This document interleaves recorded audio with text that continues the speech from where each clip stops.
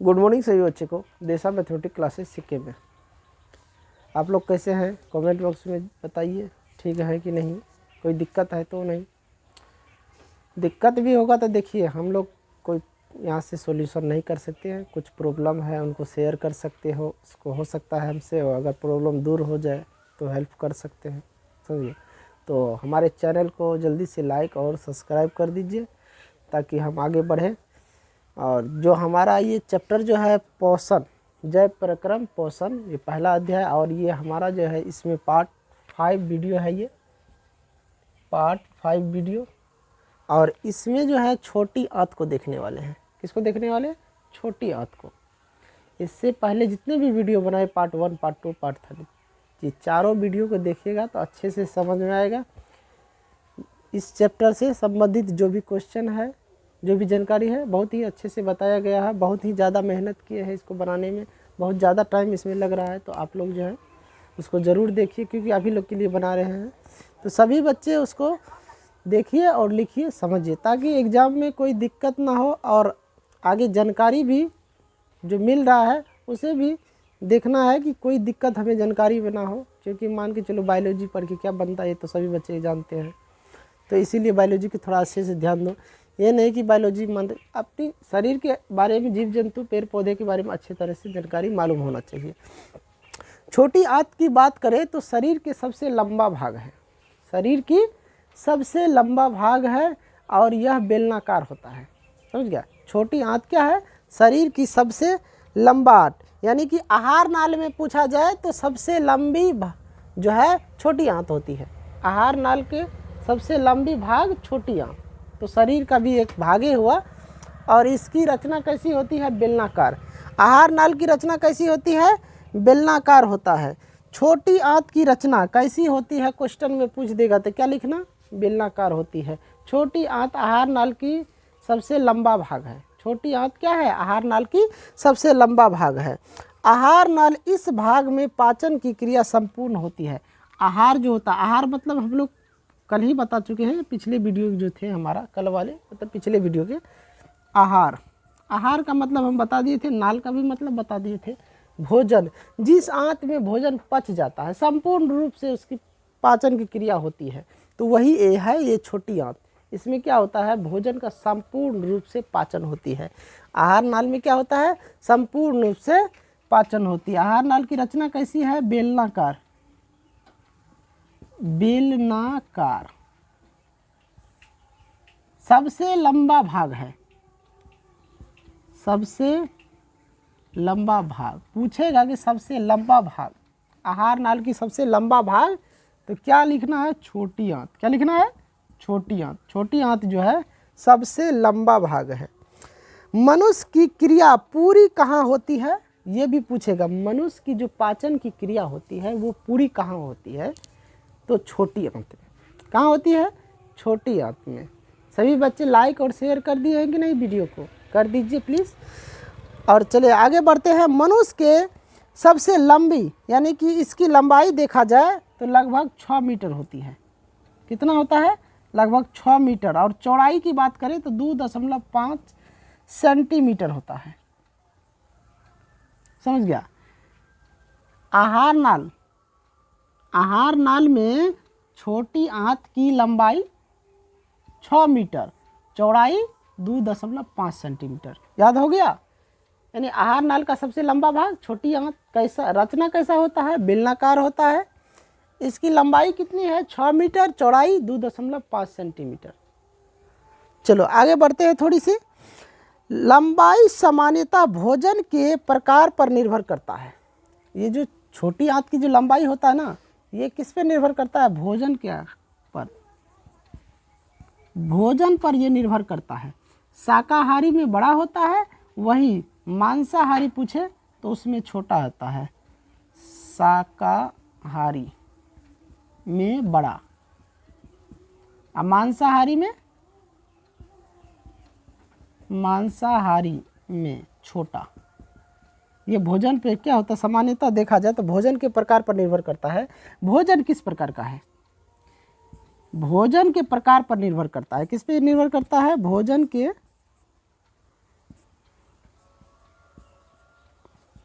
प्रकार पर, भोजन के प्रकार पर निर्भर करता है छोटी आंत की लंबाई।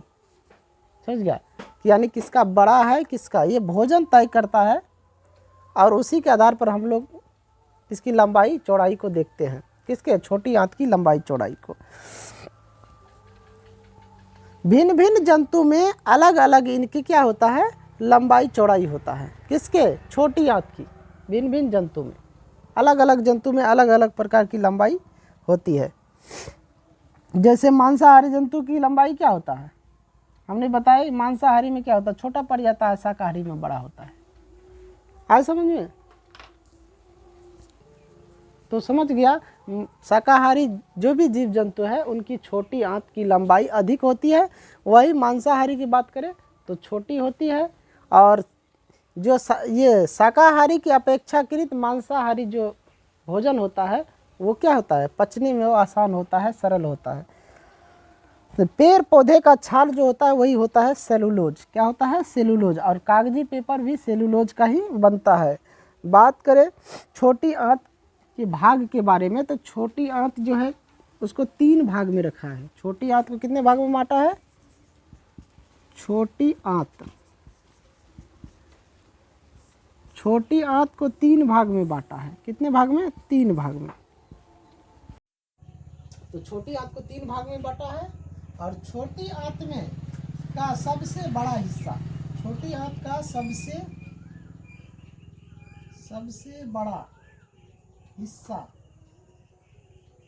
क्या होता है, इलियम होता है।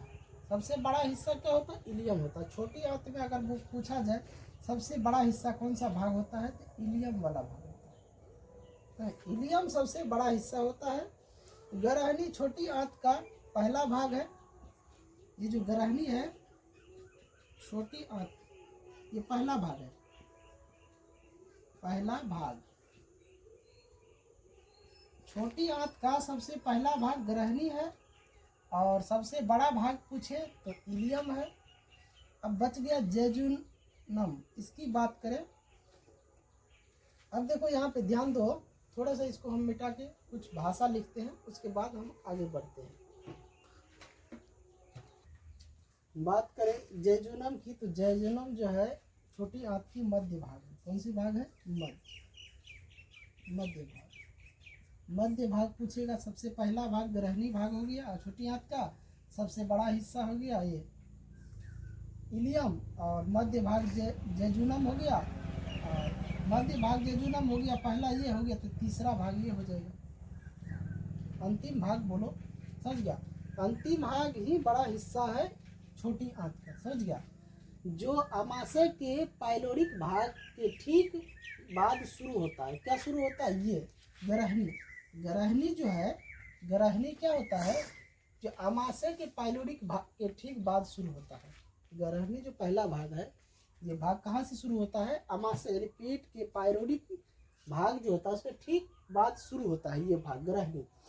इसे प्रायः सी के आकार का होता है। यह जो होता है गरहनी जो देखेगा, तो गरहनी का जो देखने इसका आकार जो होता है सी के आकार का, जैसे हम लोग सी लिखते हैं इस आकार का होता है गरहनी भाग छोटी आंत में। गरहनी में लगभग बीचों बीच एक छिद्र के द्वारा एक नलिका खुलती है। गरहनी जो होता है, गरहनी उस भाग में बीचों बीच में देखेगा तो एक छिद्र होता है, उस होकर एक नलिका होती है जो खुलता है शरीर में।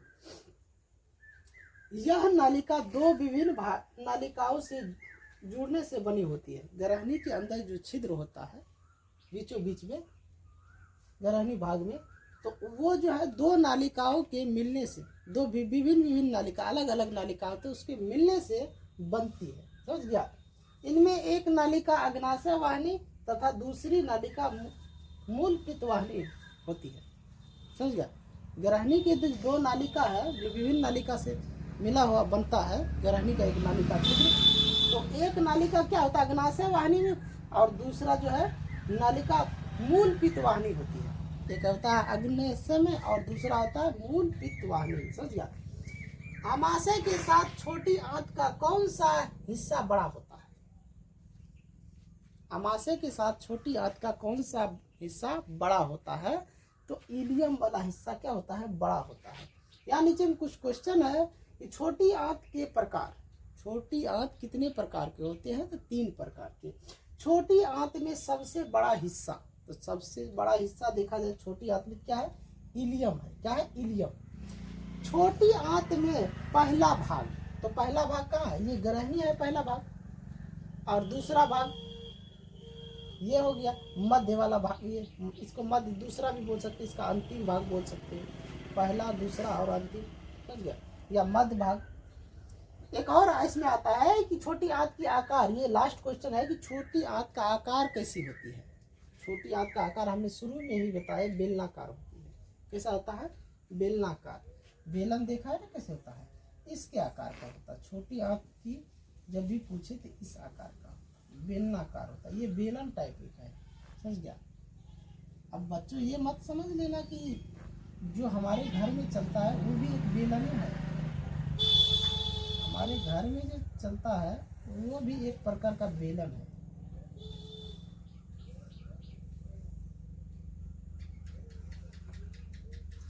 वो भी क्या है? एक प्रकार से बेलने हैं। ये भी एक प्रकार से बेलने हैं, समझ गया। इसका जो भाग देखेगा तो ये भी एक प्रकार से बेलने हैं। तो बेलनाकार भाग इसी तरह का होता है, यानी बेलन के आकार हम दिखा दिए, समझ गए। चलिए आगे इनको थोड़ा सा मिटा के आगे बढ़ते हैं। आगे लिखा है जेजुनम छोटी आंत का मध्य भाग है। छोटी आंत का अधिकांश भाग इलियम होता है। छोटी आंत का जितने भी भाग है उसमें सबसे ज्यादा भाग इलियम का होता है। सबसे ज्यादा भाग किसका होता है? इलियम का होता है। याद आ गया? याद हो गया सभी बच्चे को ये क्वेश्चन? चलो आगे देखो। इस भाग में भोजन का अंतिम रूप से पाचन होता है। किस भाग में? इलियम भाग में। जो छोटी आंत होता है उसी भाग में क्या होता है? अंतिम रूप से भोजन का पाचन होता है। पचे हुए भोजन का अवशोषण भी छोटी आंत के इसी भाग में होता है। छोटी आंत में ही अंतिम रूप से पाचन की क्रिया समाप्त होती है। अब पचे हुए भोजन जो होता है उसका अवशोषण भी छोटी आंत में होता है। समझ क्या? जेजुनम जो छोटी आंत का है भाग, उसी में ये सब क्रिया संपन्न होती है। छोटी आंत में भोजन का पाचन पित्त अग्नाशय रस तथा आत्र रस या सक्कस एंटेरिकस जो क्रमशः यकृत अग्नाशय तथा आंत ग्रंथियां के स्राव की क्रिया से होती है। समझ गया? तो इस सब में क्या होता है? पाचन की क्रिया होती है। भोजन का पाचन कहाँ से होता है? तो मुख गुहा से। मुख गुहा हमारा जो मुंह है वहीं से भोजन का पचना शुरू होता है और अंतिम रूप से लास्ट में पच जाता है। तो भोजन का पाचन कहाँ शुरू होता है? मुख गुहा से। भोजन का अधिकांश भाग जो कहाँ पचता है? तो छोटी आंत में। भोजन जितना है उसका सबसे ज्यादा भाग छोटी आंत में पचता है, और भोजन का अंतिम रूप से छोटी आंत में ही क्या होता है? किस भाग में? यानी कि छोटी आंत के किस भाग में अंतिम रूप से पाचन होता है? इलियम में। इलियम में क्या होता है? भोजन के अंतिम रूप से पाचन होता है। इसके बाद इलियम के से पचने के बाद भोजन कहाँ जाता है? रेक्टम या गुर्दा में। इलियम में अंतिम रूप से पाचन कहाँ होता है? इलियम में होता है। समझ गया? अंतिम रूप से समाप्त हो जाता है इलियम में उसकी पाचन की क्रिया। अब बात है इलियम में पचता है तो उसके बाद कहाँ जाता है? रेक्टम में। रेक्टम या गुर्दा। और रेक्टम या गुर्दा में जाने के बाद जब व्यक्ति बाथरूम बाहर जाता है तो फिर वह पैखाना के रास्ते से बाहर आ जाता है। तो सबसे अंतिम रूप में इलियम में पचता है, उसके बाद रेक्टम में, रेक्टम के बाद सीधा बाहर आ जाता है भोजन का पचा हुआ भाग, जिसे हम मल कहते हैं। समझ गया? तो भोजन कहाँ से मेन रूप से पचना शुरू होता है? मुख गुहा से। वहीं से छोटी आंत के भाग में जाते जाते, हर पार्ट पे जाते जाते क्या होता है? पच जाता है। एक समय ऐसा आता है जो कि भोजन जो पचता है वो बाहर निकल जाता है। तो सभी बच्चे समझ गए कि नहीं? छोटी आंत 3 प्रकार के हैं। पहला है ग्रहणी, दूसरा जेजुनम और तीसरा इलियम। पहला भाग जो है जेजुनम है, मध्य भाग जो है पहला भाग ग्रहणी और मध्य भाग जेजुनम, और तीसरा भाग बोले या अंतिम बोले इलियम। समझ गया? बड़ा हिस्सा बोले तो इलियम। समझ गया? जेजुनम देखो, फिर से जेजुनम के बारे में समझ लो। समझ गया?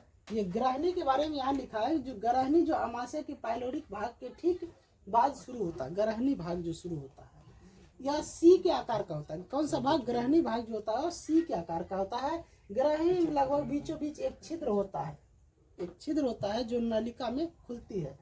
समझ गया? यह नलिका दो विभिन्न नालिकाओं के मिलने से बना होता है। समझ गया? जुड़ने से बनती है। इनमें से एक नालिका का नाम है अग्नाशय वाहिनी, दूसरा है नालिका मूल पित्त वाहिनी। आगे समझ में? जैजुनम की बात करें तो जैजुनम छोटी आंत का मध्य भाग है। छोटी आंत का अधिकांश भाग इलियम होता है। जैजुनम क्या है? मध्य भाग है।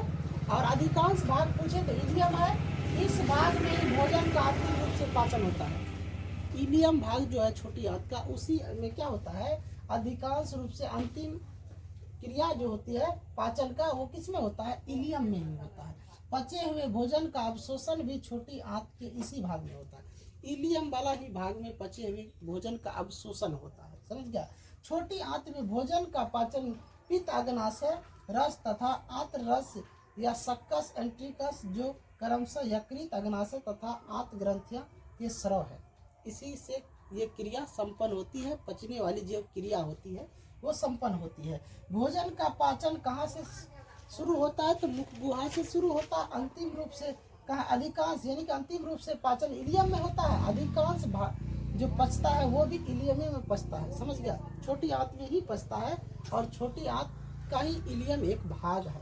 और इलियम में पचने के बाद भोजन रेक्टम में जाता है, फिर रेक्टम से बाहर आ जाता है। तो सभी बच्चे इतना तक समझ गए? चलो इनको मिटा के हम थोड़ा सा आगे बढ़ जाते हैं। चलो हम पॉइंट को ले लिए हैं बोर्ड पे। एक सवाल है कि छोटी आंत से कौन सा रस निकलता है? जल्दी बताओ। छोटी आंत से देखा जाए तो कौन सा रस निकलता है? जल्दी बताओ कोई। आंत रस जो होता है वो छोटी आंत से ही निकलता है। क्वेश्चन ऑब्जेक्टिव में पूछेगा कि छोटी आंत से कौन सा रस निकलता है, तो आंत रस। समझ गया? आगे बढ़े। यकृत यह शरीर की सबसे बड़ी ग्रंथि है। यकृत क्या है? शरीर की सबसे बड़ी ग्रंथि है। इसका भार वजन पूछा जाए तो लगभग 1.5 kg का होता है। 1.5 kg लगभग इसका वजन होता है, जो उदर के ऊपरी दाहिने भाग में अवस्थित रहता है। उदर गुहा जो होता है ना, उसके ऊपर दाहिने हिस्से में अवस्थित रहता है। मानव शरीर की सबसे बड़ी ग्रंथि पूछा जाए तो लीवर यानी यकृत है। मानव शरीर की सबसे बड़ी ग्रंथि क्या है? लीवर है, यकृत है। यकृत का वजन लगभग, लीवर जो है हमारा है उसका वजन लगभग 1.5 kg होता है। लीवर का वजन कितना होता है? लगभग 1.5 kg होता है। आमाशय के किस हिस्से में यह पाए जाते हैं? लीवर यकृत जो है आमाशय के किस हिस्से में? तो दाहिने वाले हिस्से में, दाहिने हिस्से ऊपर अवस्थित रहता है लीवर। समझ गया? यकृत कोशिका से पित्त का स्राव होता है। क्वेश्चन पूछेगा ऑब्जेक्टिव में, यकृत कोशिका से किसका स्राव होता है? तो पित्त का स्राव होता है। किसका स्राव होता है? पित्त का स्राव होता है। तो यकृत का वजन कितना होता है? लगभग 1.5 kg होता है। ये सब बच्चे को याद हो गया। चलो, यह जो होता है ना, आमाशय के दाहिने हिस्से और ऊपरी भाग में अवस्थित रहता है। यकृत कोशिका से पित्त रस का स्राव होता है। यकृत कोशिका से पित्त रस का स्राव होता है। स्रावित पित्त का संचय पित्ताशय नामक एक छोटी थैली जैसी रचना होती है, वहीं पे होता है। पित्त रस का जो संचय होता है, यानी कि जमा होता है, इकट्ठा होता है, तो छोटी आंत में एक थैली की रचना जैसी होती है। छोटी आंत थैली जैसी रचना एक होती है। जैसे छोटी आंत की थैली है, उसी जैसी एक रचना होती है। उसी में क्या होता है? पित्त रस जो स्रावित होता है उसका संचय होता है, जमा होता है। यकृत से कई छोटी छोटी यकृत नालिकाएं निकलती है। लीवर से क्या होता है ना, बहुत सारे छोटे छोटे नालिकाएं निकलती है। लीवर ही, उसका ही हिंदी है यकृत। समझ गया? तो लीवर में बहुत सारे छोटे छोटे नालिकाएं निकलती है। पित्त कहाँ से निकलता है? तो लीवर से, यकृत से। पित्त कहाँ से निकलता है? लीवर यकृत से। पित्त का जमा होता है पित्ताशय में। पित्त कहाँ जमा होता है? पूछेगा जो लीवर से जो होता है तो पित्ताशय में जमा होता है। कहाँ होता है? पित्ताशय में। यकृत नालिकाएं पित्ताशय से निकलने वाली नालिका के साथ जुड़कर एक मूल पित्त वाहिनी बनाती है। पित्त जो होता है गाढ़ा हरा रंग का क्षारीय द्रव है। समझ गया? क्या यहाँ पे देखो क्या लिखा है, यकृत नलिकाएं पित्ताशय से निकलने वाली नलिका के साथ जुड़कर एक मूल पित्तवाहिनी बनाती है। समझ गए? यकृत नालिका क्या कहता है, पित्ताशय से निकलने वाली नालिका के साथ जुड़कर एक मूल पित्तवाहिनी नालिका बनाती है। पित्त गाढ़ा एवं हरा रंग का क्षारीय द्रव है। पूछेगा पित्त का रंग तो हरा, पित्त का रंग कैसा होता है, हरा होता है। कैसा होता है, गाढ़ा होता है। और वो कैसा पदार्थ है, तो क्षारीय पदार्थ है। समझ गया? इसमें कोई एंजाइम नहीं होती है। पित्त में जो है कोई भी एंजाइम नहीं होता है। पित्त रस जो होता है उसमें कोई एंजाइम नहीं है। पित्त कैसा होता है, तो क्षारीय होता है। ऑब्जेक्टिव पूछेगा पित्त कैसा होता है, क्षारीय होता है। पित्त का पीएच मान अगर पूछे तो 7 से अधिक होता है। क्षारीय जो भी होते हैं उनका 7 से अधिक, अम्लीय जो होते हैं 7 से कम और क्षारीय 7 से अधिक, इसीलिए इसका पीएच मान 7 से अधिक है। यहाँ क्षारीय है तो पीएच मान पूछेगा 7 से अधिक है। अगर इन दोनों में से एक भी याद है तो इन दोनों क्वेश्चन को अच्छे से बना लोगे। पित्त के निम्नलिखित 2 कार्य हैं, तो इन दोनों कार्य को मैं अगले वीडियो में वर्णन करूंगा। और अगला हमारा पार्ट जो होगा वो 6 पार्ट होगा और बहुत ही छोटा वीडियो होगा। और ये चैप्टर जो है उसी पार्ट में लास्ट हो जाएगा, 6ठे पार्ट जो है वीडियो बनेगा उसमें। तो सभी बच्चे चैनल को सब्सक्राइब और लाइक कर दीजिए, ज़्यादा से ज़्यादा शेयर कर दीजिए ताकि सभी बच्चे उसको देख सकें, पढ़ सकें। इन्हीं के साथ मैं इस वीडियो को एंड करता हूँ। जय हिंद, जय भारत।